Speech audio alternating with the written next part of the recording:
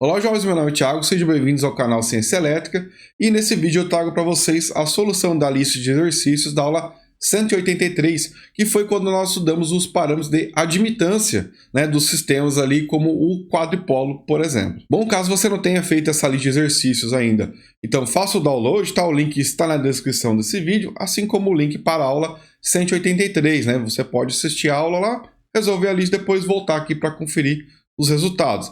Caso você já tenha feito, basta seguir com o vídeo. Exercício 1. Determine os parâmetros de admitância Y para o circuito T visto na figura 1. Então, pessoal, nós temos aqui um circuito com 3 elementos, 3 admitâncias, e nós vamos começar calculando o parâmetro da admitância de entrada desse sistema, Para isso, nós vamos curto-circuitar ali a tensão E2, fazendo a tensão E2 igual a 0, e calcular ali a corrente de entrada I1, que nesse caso ali vai ser a tensão aplicada vezes a admitância total desse sistema. Então, olha só a corrente que nós teríamos ali aplicando a tensão E1, e no caso a admitância total será a admitância 1, fazendo o produto pela soma com o resultado da soma das admitâncias 2 e 3, Então, o parâmetro de admitância de entrada Y11 é a corrente de entrada sobre a tensão de entrada, considerando que a tensão de saída é igual a 0, ou seja, um curto-circuito. Substituindo I1 ali nessa expressão para o parâmetro de entrada, da admitância de entrada, vamos ter ali que é igual a Y1, produto pela soma com o resultado paralelo de Y2 e 3, conforme mostra a expressão 1. Para a admitância de transferência inversa, que é o parâmetro Y12, nós vamos curto-circuitar a tensão de entrada ali, para que a tensão seja igual a 0, e aplicar uma tensão E2. E agora vamos então calcular essa corrente de entrada. E nesse caso ali, pessoal, nós vamos ter que a corrente I1 é a corrente que atravessa a admitância 1. Para isso, basta pegar a tensão aplicada a essa admitância e multiplicar pelo valor da admitância.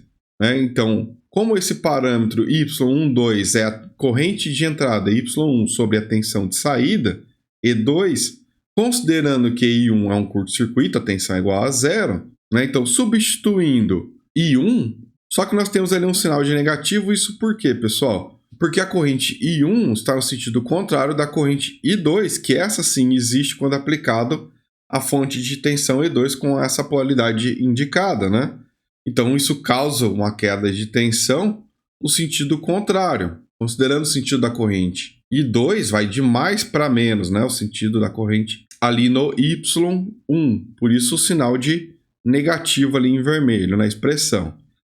Então, substituindo agora a tensão EY1, que é a queda de tensão na admitância 1, usando a regra dos divisores de tensão, nós temos essa expressão.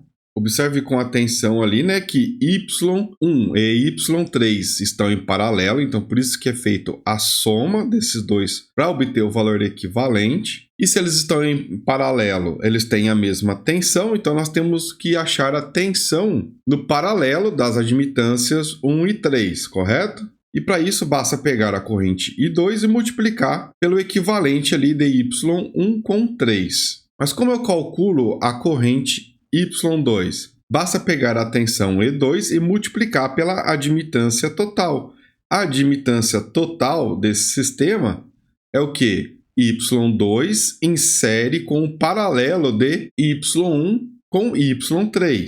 Observe bem a indicação ali na expressão de todos os parâmetros ali que formam a corrente I2.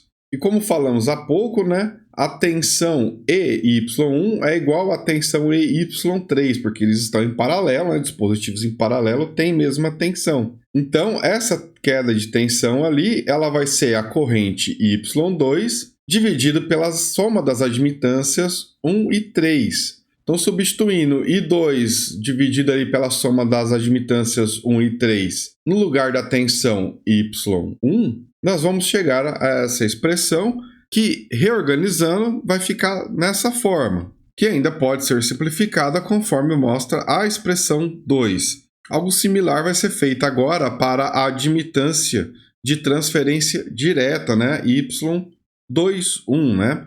Observe lá, pessoal, que agora a fonte E2 é curto-circuitada, né? Para obter ali 0 volts, e vamos aplicar uma tensão E1 e calcular a corrente I2, né? Que no caso ali vai ser a tensão na admitância Y2 vezes a admitância Y2.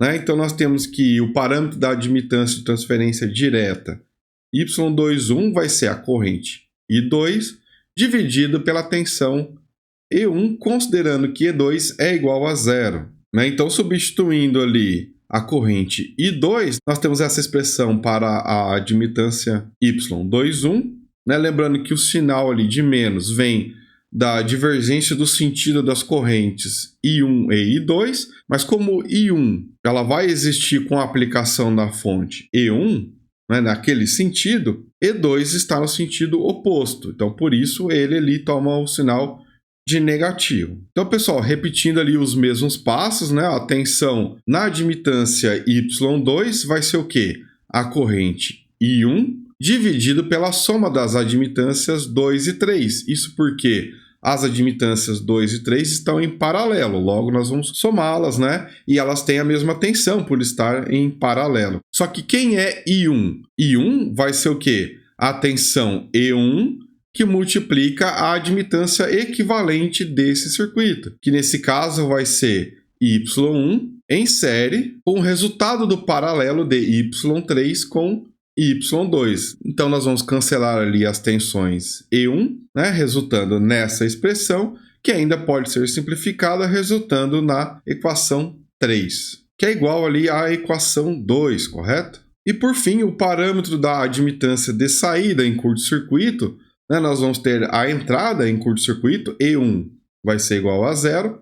Vamos aplicar uma fonte na saída ali, então a tensão E2 vai ter uma fonte ali com aquela polaridade. E vamos começar calculando a corrente I2, né, que nesse caso vai ser a tensão E2 aplicada vezes a admitância total desse circuito.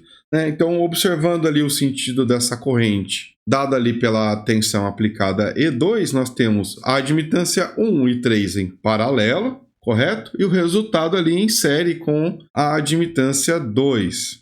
Conforme nós vimos na aula 183, né, o parâmetro da admitância de saída, né, Y22 é a corrente de saída I2, dividida ali pela tensão, né, aplicada ali E2, considerando que a tensão de entrada E1 é igual a zero. Então, substituindo o valor que nós encontramos para I2 nessa expressão, E2 vai ser cancelado, resultando ali na expressão 4. Então, a figura 1E aí, pessoal, é o circuito equivalente 1 lá da aula 183. E note ali que se a gente aplicar a lei de Kirchhoff para as correntes em cada uma dessas malhas aí, nós vamos obter o sistema de equações que deu origem a essa análise ali do sistema, observando os parâmetros de admitância. Mas você pode obter o mesmo efeito utilizando o circuito equivalente 2 da aula 183 também, ok? A minha sugestão de continuidade de estudos, pessoal, para esse tipo de exercício, é que você considere, por exemplo, aí que todas as admitâncias, né, desse circuito é de 0,1 siemens, tá? Então, calcule os 4 parâmetros de admitância e depois faça a conversão desse circuito original aí para o formato, né, o tipo π, tá? Se você não souber, né, como faz isso, lá na aula 45 eu mostro passo a passo, tá? Eu vou deixar o link na descrição desse vídeo para a aula 45 e você pode então fazer isso. Depois calcular novamente os 4 parâmetros, né, de admitância, considerando agora o circuito π. E depois faça a comparação ali entre os resultados, né, com o circuito no tipo T e no tipo π. Tá? É uma forma aí de você obter uma prova real e ver se você está executando os passos de forma adequada, ok? Bom, caso esse vídeo contribuiu com os teus estudos, deixe seu like, verifique a sua inscrição no canal, né? Ative as notificações e também torne-se membro do clube do canal para receber ali conteúdos exclusivos, mais especificamente ali, gosto de trabalhar com treinamentos, né, para os membros, e também vai estar ali contribuindo com a manutenção do laboratório, tá? E se você tiver alguma dúvida, sugestões, comentários aí, fique à vontade para deixar aí na área de comentários. Forte abraço e até a próxima aula.